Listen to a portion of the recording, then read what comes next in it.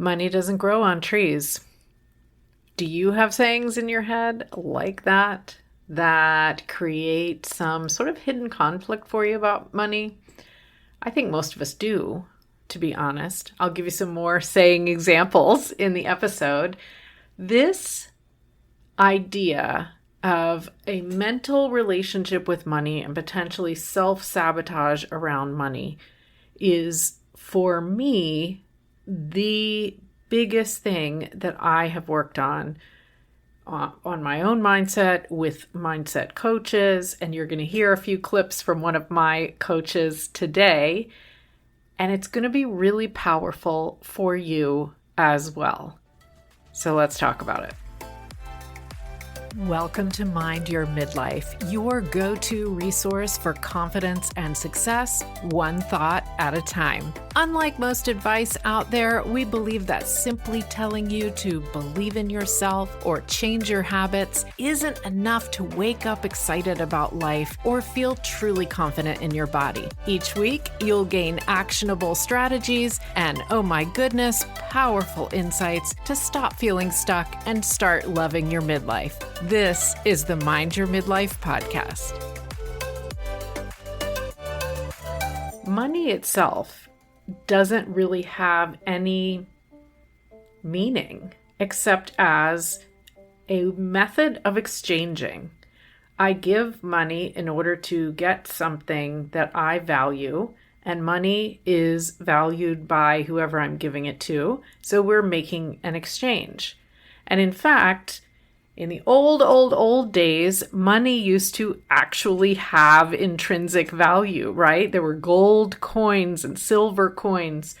Our money doesn't have any value. It's paper. Some countries have really pretty paper money, but it's still paper. Or maybe it's coins, but they're not made out of silver or gold. What happens is we attach meanings to money. And it gets very much mixed into whether we're successful, whether we're a good person, whether we're making appropriate decisions, and who knows what appropriate means. And if we've had experiences in life where money was scarce, then that is definitely going to be mixed in, that there's a feeling of lack or maybe even fear or uncertainty, scarcity around money. And so at the beginning of the episode, I said money doesn't grow on trees. Here's a few more. Rich people are evil, or rich people are greedy. You get money by being greedy. Time is money. A penny saved is a penny earned. Spending is quick, earning is slow. What? Earning is slow? So you could probably come up with more sayings than that. When I was growing up, I definitely heard oh yeah, let me just go pick the money off the money tree in the backyard so that we can get that type of thing. And most of the stories like that we have in our minds come from experiences we've had as children. Now, I'm not saying that our parents are to blame. We do it too. And sometimes we misinterpret experiences where it's really our fault because we misinterpreted the whole thing. So passing out blame is not the point here. What we want to understand is that you have subconsciously attached meaning to money. And typically you fall into one of two groups. Either subconsciously you believe money's quite easy to come by and you'll always have plenty. Or the other side, money's difficult to come by. You never have enough. And that can look all sorts of ways. And I'm guessing if you're in the money's difficult to come by group, you're thinking, man, why couldn't I be in the money is easy to come by group?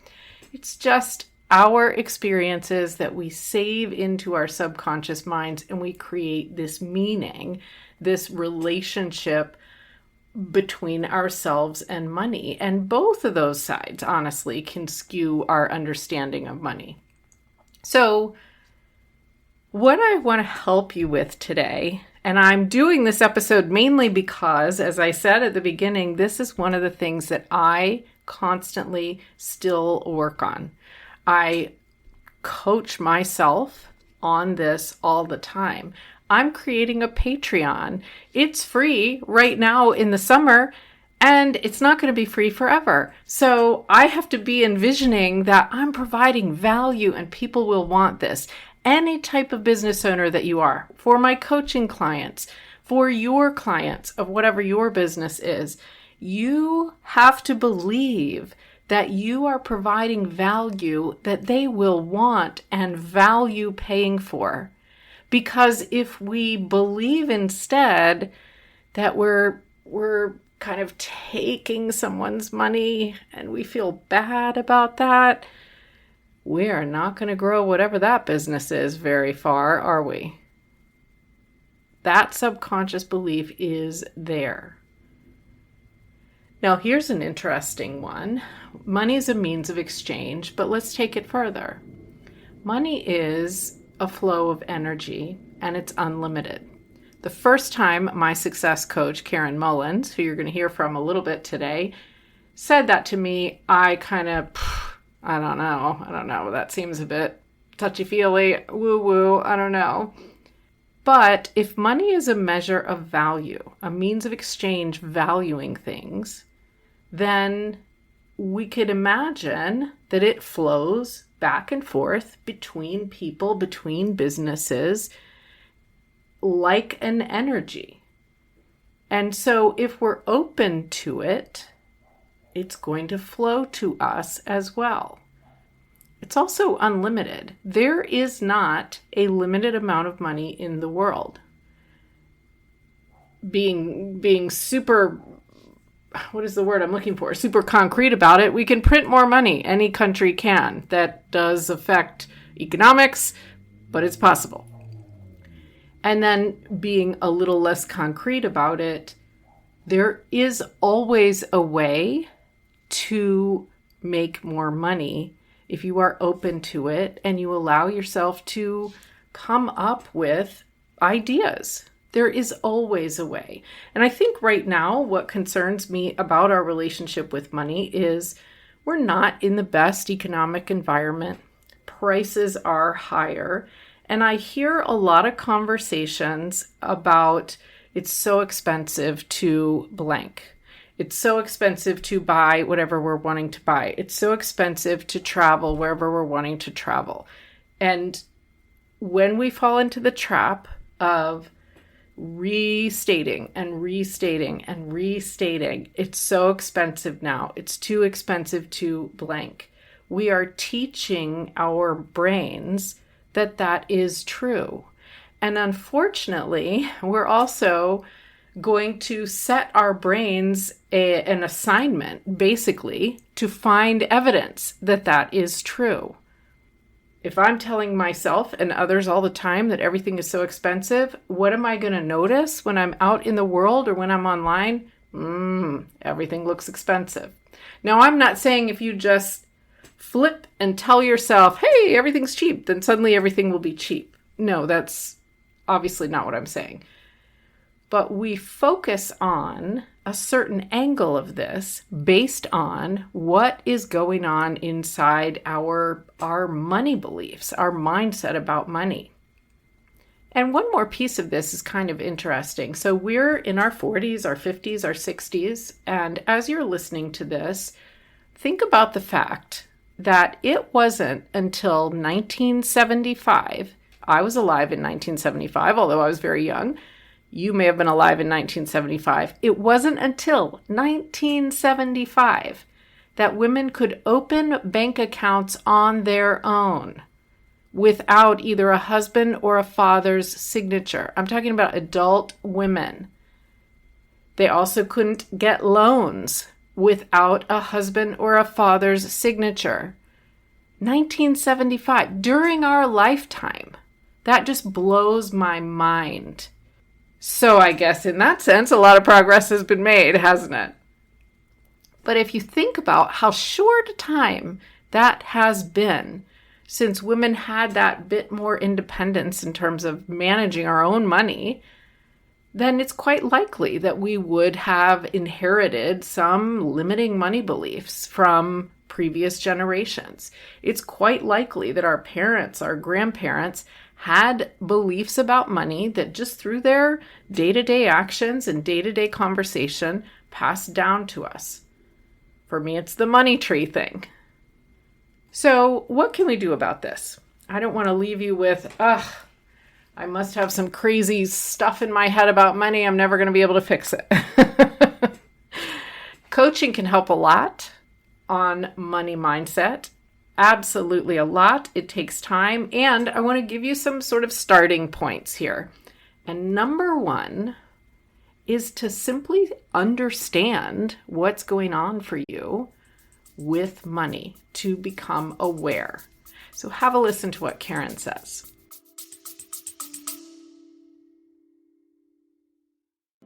Quick pause, because if you've been feeling a little off or stuck lately, this might just be what you need. In the Midlife Pivot Patreon community, we're keeping it simple and supportive. The second half of June includes a live Zoom coaching call on body image, no pressure, just honest conversation, easy weekly mindset tips to help you feel better about yourself, one small shift at a time, and 2 bonus chats to go deeper on topics from the Mind Your Midlife podcast. No hustle, no extra to-do list, just tools and support you can tap into when it works for you. So come join us. It's free for the summer at patreon.com/mindyourmidlife. I'd love to see you there.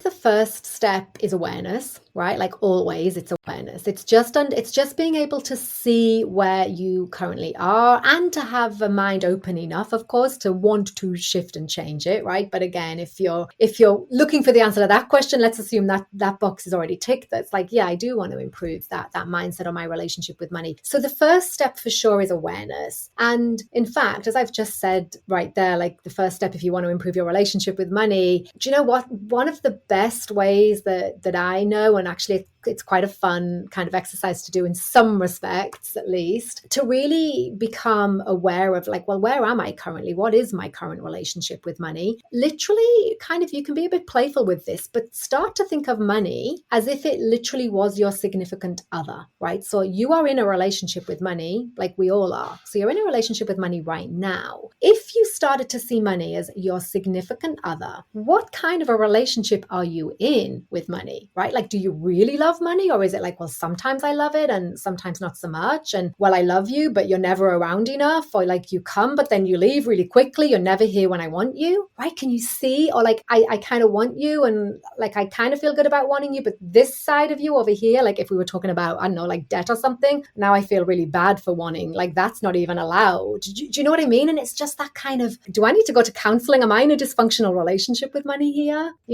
Like, yeah. Or am I avoiding it, right? Like, am I deep in avoidance? Am I not paying money any attention, right? Like, there's so many kind of like facets to this that if you look at it through that lens, it's really fascinating of like, oh my gosh, yeah. I think that helps us to recognize, hey, there's something funny going on here. Or maybe it helps us to recognize, you know what? I'm in a pretty good position. I'd like to sort of grow my vision for the amount of money I could have, but I'm in a pretty good position. And by the way, this is when I know I've hit my issue with money. I still have something inside me, and I can feel it in my chest, where when I say, it's okay to have more money, we can go for more money, you can have more money, something in my chest, there's still a bit of a feeling of, like, maybe that's bad. It's still in there. And so I'm continuing to work on that. And if that's you, when I say things like that, let me just say this. As I said at the beginning, money is not good or bad. More money magnifies your personality and anyone else's personality. So if you are a good person, more money, maybe you can even do better things. More money, if you're not a great person, you might do worse things. It's a magnifier. But I'm just recognizing, I'm still a work in progress as well. Okay, so let's say you're in the position where you have some debt, you maybe haven't had some financial success recently, you're dealing with, how am I going to figure that out? And it kind of weighs on you, right? And that continues to create this sort of negative thing with regard to money. Okay, Well, Karen has a comment for you about that as well. This, I think, is like a big catch-22 for so many people when it comes to debt, because then they're thinking, well, how can I feel prosperous if I've got debt, et cetera, et cetera. So yeah, the advice that I give is, as with kind of everything, I guess, that we've been looking at so far, is it's so important to reframe that. It's so important to question some of the beliefs and assumptions you've been making about debt to this point. And so how can you look at it, okay, sort of in terms of where you are right now? And this isn't a message of saying, oh, hey, like, it's okay, just go put more money on your credit card, right? No, you want to be responsible about that, okay? Like, that's another key part of this, is being responsible with the money that you've got. But you are where you are. And I think it's so important not to judge yourself. And in fact, you can reframe it. I actually say to my clients, like, actually, how can you be grateful for the balance that's on your credit card statement? Like, you might even want to like stop using the word debt, because there's such a lot of like negative connotation that we just have programmed in. So it could be like, oh, I have financing on a, or I have a balance on a credit card statement, just in the way that I said it then. Okay. How can you feel grateful for it and recognize that that actually is still money that has supported you, right? Like, if you can see it like that, because by definition it has. That's you've had money that you have been able to use, and really it's you're paying for that service. It's still a service that you're receiving from, let's say, your credit card provider, if we're talking about credit card debt. I mean, and also with debt, there's all different types, right? Like,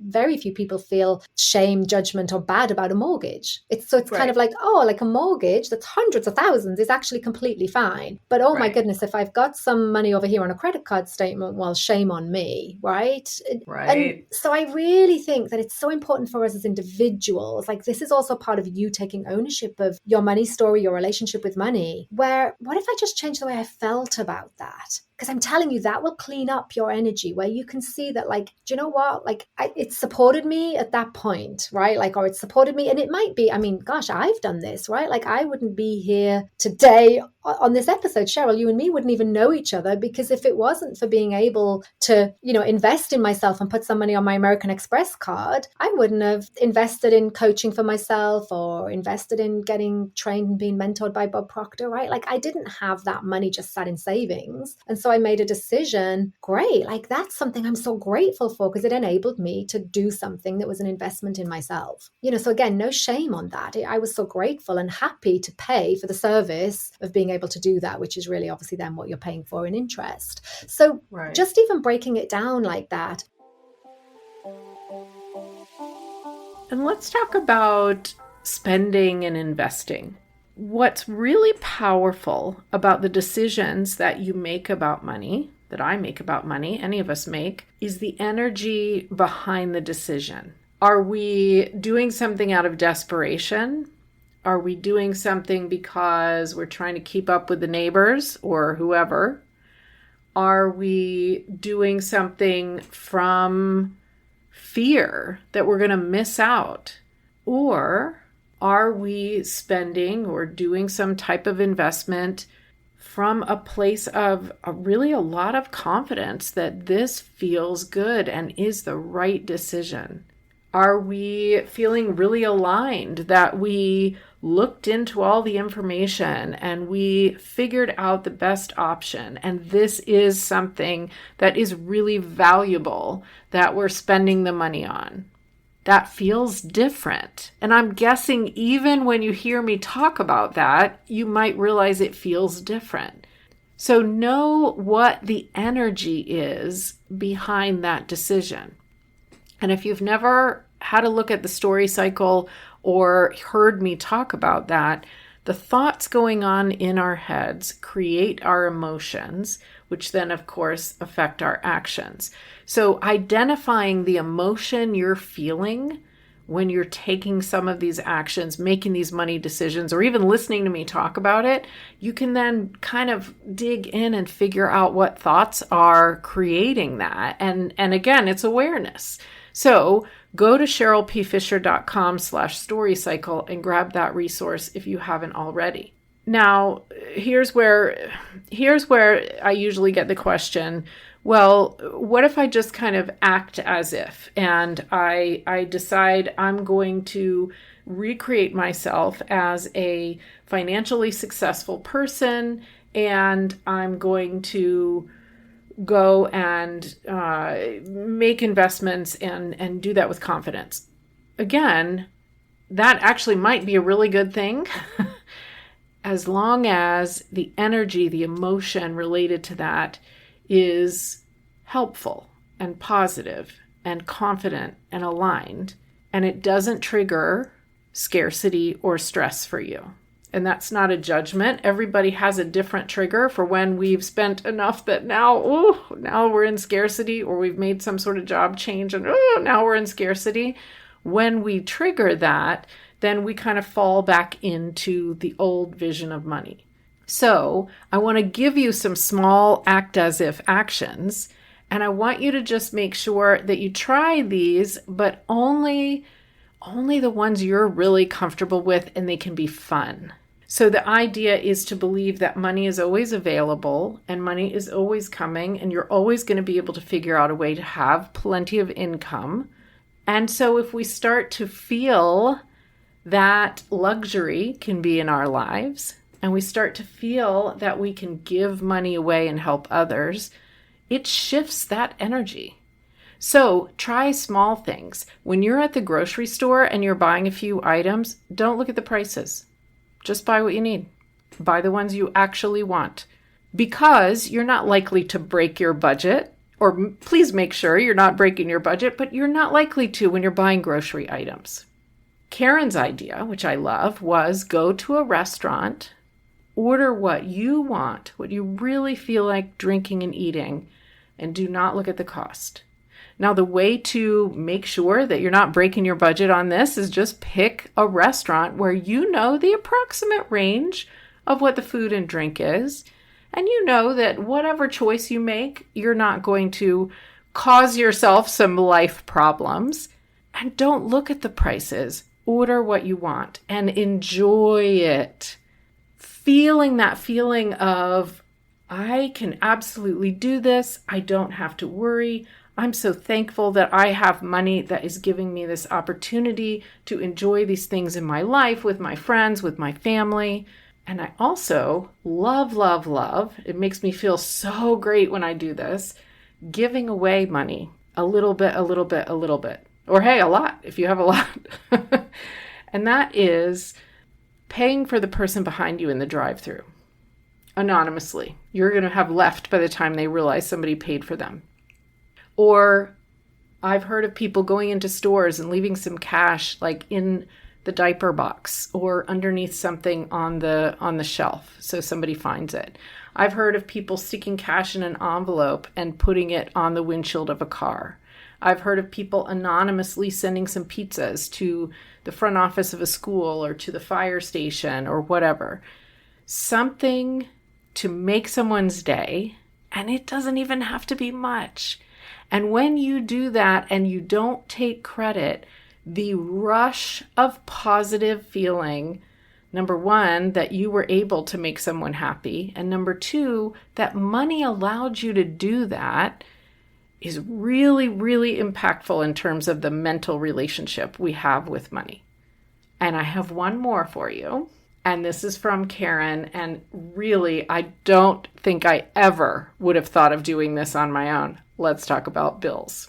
Another great tip, actually, just again to give people things that they can take away and act on. And it comes back to gratitude. But like, if you can really understand that whenever you are paying for anything, and I really do mean anything, you are receiving a service, right? Like if you can join the dots on that, like when you're paying for something, you're receiving a service. So how can you get into gratitude? Because a lot of the time, especially now, so just to come back to the point you made, Cheryl, of rising inflation. And I know in the UK media, it may be similar where you are, but in the UK media, for months and months, it's like the cost of living crisis. It's literally like the cost of living crisis. You know, it's so again, it's like it's heightening, causing people to live in a state of fear and lack because it's bringing their attention to it. A great remedy is like, yeah, how can you get into gratitude when you're circulating money? So even when you're paying for a bill, how can you be grateful? So even if it's like the electricity bill, you know, the car tax, whatever it might be, like really acknowledge, well, I'm pretty glad that I've got electricity, actually. I mean, if the fridge didn't turn on or my food would go off. And, but, I can heat food and I'm not going to get food poisoning because I can cook it right through. And like, really, we take so much for granted. So we forget when we're paying bills sometimes that we did actually receive something for the thing that we're paying for, right? This is so powerful. And again, now you start to get into the energy of like all that you have. So now you're feeling more abundant and prosperous rather than the lack and the not enoughness. Oh my goodness. So, yeah.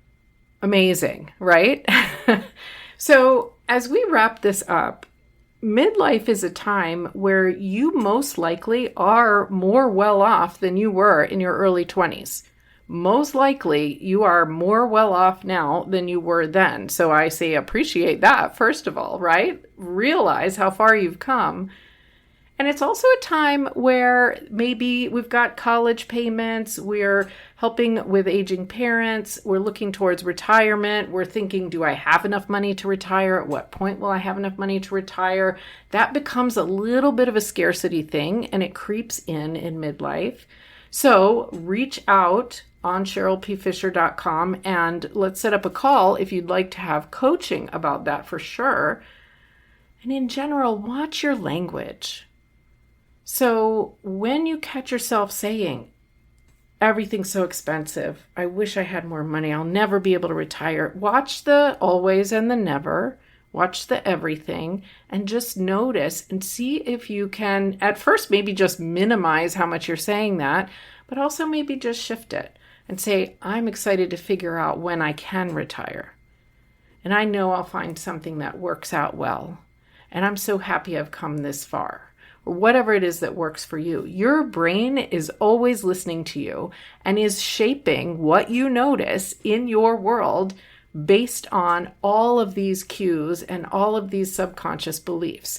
So I would love to hear from you. Find me on social media, Cheryl P. Fisher on most socials. Tell me if you tried any of these tips. Tell me what you've learned about your money mindset, and let's see if we can learn from each other. And make sure that you're hanging out with me in the Patreon community, because we're going to talk a little bit more this week about money mindset, and I'm going to give you a little bit more of my story as well. So that's patreon.com/mindyourmidlife. Click join for free, easy peasy.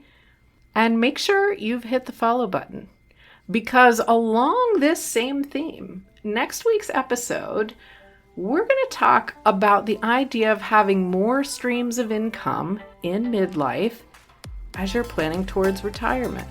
And I have a guest who's going to give us some great advice and ideas. So I'll see you then.